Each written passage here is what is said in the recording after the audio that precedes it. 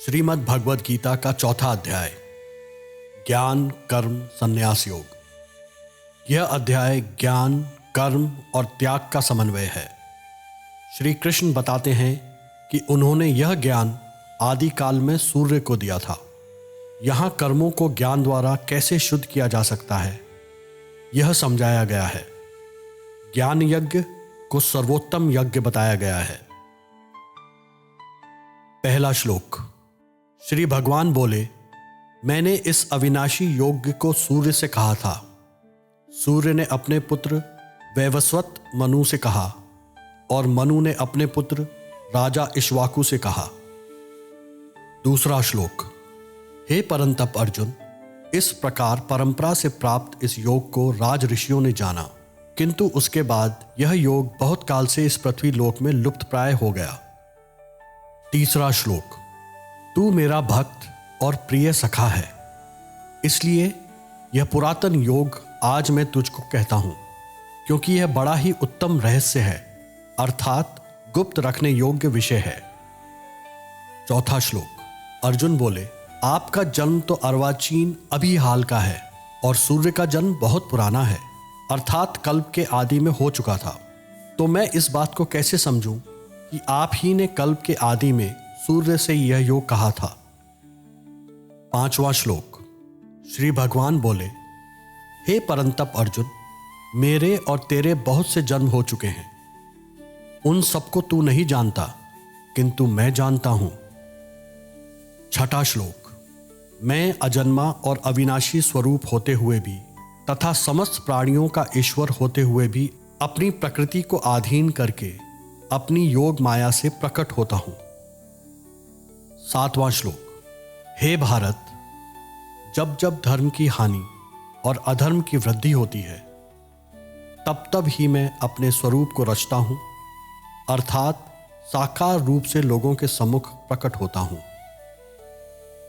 आठवां श्लोक। साधु पुरुषों का उद्धार करने के लिए, पाप कर्म करने वालों का विनाश करने के लिए और धर्म की अच्छी तरह से स्थापना करने के लिए मैं युग युग में प्रकट हुआ करता हूं। नवां श्लोक। हे अर्जुन, मेरे जन्म और कर्म दिव्य अर्थात निर्मल और अलौकिक हैं। इस प्रकार जो मनुष्य तत्व से जान लेता है, वह शरीर को त्याग कर फिर जन्म को प्राप्त नहीं होता, किंतु मुझे ही प्राप्त होता है। 10वां श्लोक।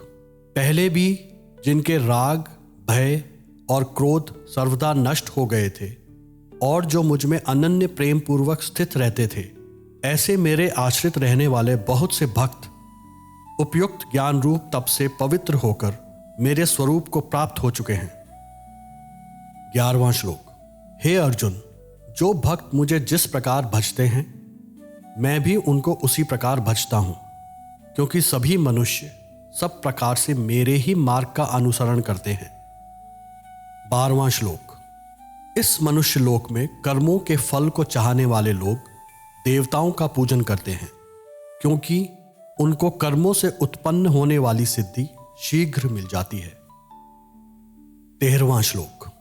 ब्राह्मण, क्षत्रिय, वैश्य और शूद्र, इन 4 वर्णों का समूह गुण और कर्मों के विभाग पूर्वक मेरे द्वारा रचा गया है। इस प्रकार उस सृष्टि रचनादि कर्म का कर्ता होने पर भी मुझ अविनाशी परमेश्वर को तू वास्तव में अकर्ता ही जान। 14वां श्लोक। कर्मों के फल में मेरी स्पृहा नहीं है, इसलिए मुझे कर्म लिप्त नहीं करते। इस प्रकार जो मुझे तत्व से जान लेता है, वह भी कर्मों से नहीं बंधता। 15वां श्लोक। पूर्व काल के मुमुक्षुओं ने भी इस प्रकार जानकर ही कर्म किए हैं, इसलिए तू भी पूर्वजों द्वारा सदा से किए जाने वाले कर्मों को ही कर। 16वां श्लोक। कर्म क्या है और अकर्म क्या है, इस प्रकार इसका निर्णय करने में बुद्धिमान पुरुष भी मोहित हो जाते हैं, इसलिए वह कर्मत्व मैं तुझे भली भांति समझाकर कहूंगा, जिसे जानकर तू अशुभ से अर्थात कर्म बंधन से मुक्त हो जाएगा। 17वां श्लोक। कर्म का स्वरूप भी जानना चाहिए और अकर्म का स्वरूप भी जानना चाहिए, तथा निषिद्ध कर्म का स्वरूप भी जानना चाहिए, क्योंकि कर्म की गति गहन है। 18वां श्लोक। जो मनुष्य कर्म में अकर्म देखता है और जो अकर्म में कर्म देखता है वह मनुष्यों में बुद्धिमान है, और वह योगी समस्त कर्मों को करने वाला है। 19वां श्लोक। जिसके संपूर्ण शास्त्र सम्मत कर्म बिना कामना और संकल्प के होते हैं तथा जिसके समस्त कर्म ज्ञान रूप अग्नि के द्वारा भस्म हो गए हैं, उस महापुरुष को ज्ञानी जन भी पंडित कहते हैं। 20वां श्लोक। जो पुरुष समस्त कर्मों में और उनके फल में आसक्ति का सर्वदा त्याग करके संसार के आश्रय से रहित हो गया है और परमात्मा में नित्य तृप्त है, वह कर्मों में भली भांति बरतता हुआ भी वास्तव में कुछ भी नहीं करता। 21वां श्लोक। जिसका अंतःकरण और इंद्रियों के सहित शरीर जीता हुआ है और जिसने समस्त भोगों की सामग्री का परित्याग कर दिया है, ऐसा आशा रहित पुरुष केवल शरीर संबंधी कर्म करता हुआ भी पाप को नहीं प्राप्त होता। 22वां श्लोक। जिसमें ईर्ष्या का सर्वदा अभाव हो गया है, जो हर्ष शोक आदि द्वंद्वों से सर्वदा अतीत हो गया है, ऐसा सिद्धि और असिद्धि में सम रहने वाला कर्मयोगी कर्म करता हुआ भी उनसे नहीं बंधता। 23वां श्लोक। जिसकी आसक्ति सर्वदा नष्ट हो गई है, जो देहाभिमान और ममता से रहित हो गया है, जिसका चित्त निरंतर परमात्मा के ज्ञान में स्थित रहता है, ऐसे केवल यज्ञ संपादन के लिए कर्म करने वाले मनुष्य के संपूर्ण कर्म भली भांति विलीन हो जाते हैं। 24वां श्लोक। जिस यज्ञ में अर्पण अर्थात श्रुआ आदि भी ब्रह्म है और हवन किए जाने योग्य द्रव्य भी ब्रह्म है तथा ब्रह्म रूप कर्ता के द्वारा ब्रह्म रूप अग्नि में आहुति देना रूप क्रिया भी ब्रह्म है, उस ब्रह्म कर्म में स्थित रहने वाले योगी द्वारा प्राप्त किए जाने योग्य फल भी ब्रह्म ही हैं। 25वां श्लोक। दूसरे योगी जन देवताओं के पूजन रूप यज्ञ का ही भली भांति अनुष्ठान किया करते हैं और अन्य योगी जन पर ब्रह्म परमात्मा रूप अग्नि में अभेद दर्शन रूप यज्ञ के द्वारा ही आत्म रूप यज्ञ का हवन किया करते हैं। 26वां श्लोक। अन्य योगी जन श्रोत्र आदि समस्त इंद्रियों को संयम रूप अग्नियों में हवन किया करते हैं और दूसरे योगी लोग शब्दादि समस्त विषयों को इंद्रिय रूप अग्नियों में हवन किया करते हैं। 27वां श्लोक। दूसरे योगी जन इंद्रियों की संपूर्ण क्रियाओं को और प्राणों की समस्त क्रियाओं को ज्ञान से प्रकाशित आत्म संयम योग रूप अग्नि में हवन किया करते हैं। 28वां श्लोक। कई पुरुष द्रव्य संबंधी यज्ञ करने वाले हैं, कितने ही तपस्या रूप यज्ञ करने वाले हैं तथा दूसरे कितने ही योग रूप यज्ञ करने वाले हैं और कितने ही अहिंसा आदि तीक्ष्ण व्रतों से युक्त यत्नशील पुरुष स्व अध्याय रूप ज्ञान यज्ञ करने वाले हैं। 29 और 30वां श्लोक। दूसरे कितने ही योगी जन अपान वायु में प्राण वायु को हवन करते हैं, वैसे ही अन्य योगी जन प्राण वायु में अपान वायु को हवन करते हैं तथा अन्य कितने ही नियमित आहार करने वाले प्राणायाम परायण पुरुष प्राण और अपान की गति को रोककर प्राणों को प्राणों में ही हवन किया करते हैं। ये सभी साधक यज्ञों द्वारा पापों का नाश कर देने वाले और यज्ञों को जानने वाले हैं। 31वां श्लोक। हे कुरुश्रेष्ठ अर्जुन, यज्ञ से बचे हुए अमृत का अनुभव करने वाले योगी जन सनातन पर ब्रह्म परमात्मा को प्राप्त होते हैं और यज्ञ न करने वाले पुरुष के लिए तो यह मनुष्य लोक भी सुखदायक नहीं है, फिर परलोक कैसे सुखदायक हो सकता है। 32वां श्लोक। इसी प्रकार और भी बहुत तरह के यज्ञ वेद की वाणी में विस्तार से कहे गए हैं, उन सबको तुम मन इंद्रियां और शरीर की क्रिया द्वारा संपन्न होने वाले जान। इस प्रकार तत्व से जानकर उनके अनुष्ठान द्वारा तू कर्म बंधन से सर्वदा के लिए मुक्त हो जाएगा।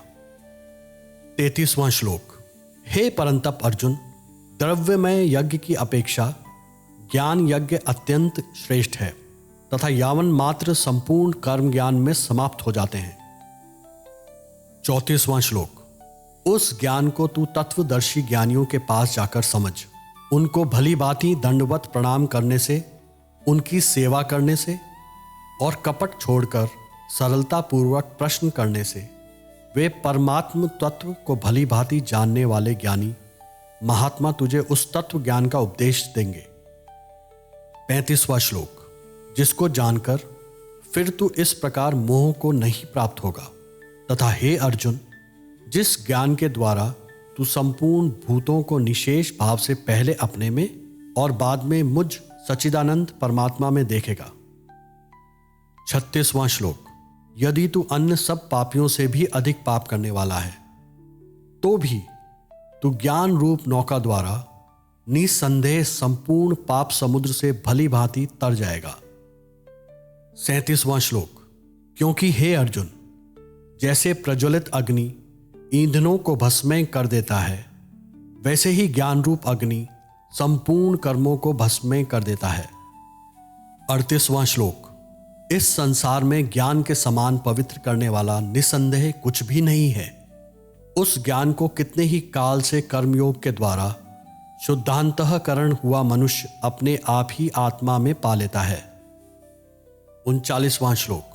जितेंद्रिय, साधन परायण और श्रद्धावान मनुष्य ज्ञान को प्राप्त होता है, तथा ज्ञान को प्राप्त होकर वह बिना विलंब के तत्काल ही भगवत प्राप्ति रूप परम शांति को प्राप्त हो जाता है। 40वां श्लोक। विवेकहीन और श्रद्धा रहित संशय युक्त मनुष्य परमार्थ से अवश्य भ्रष्ट हो जाता है। ऐसे संशय युक्त मनुष्य के लिए न यह लोक है, न परलोक है और न सुखी है। 41वां श्लोक। हे धनंजय, जिसने कर्मयोग की विधि से समस्त कर्मों का परमात्मा में अर्पण कर दिया है और जिसने विवेक द्वारा समस्त संशयों का नाश कर दिया है, ऐसे वश में किए हुए अंतःकरण वाले पुरुष को कर्म नहीं मानते। 42वां श्लोक। इसलिए हे भरतवंशी अर्जुन, तू हृदय में स्थित इस अज्ञान जनित अपने संशय को विवेक ज्ञान रूप तलवार द्वारा छेदन करके समत्व रूप कर्मयोग में स्थित हो जा और युद्ध के लिए खड़ा हो जा। और भगवान श्री कृष्ण के द्वारा दिए गए इस ज्ञान योग के साथ ही चौथा अध्याय समाप्त होता है।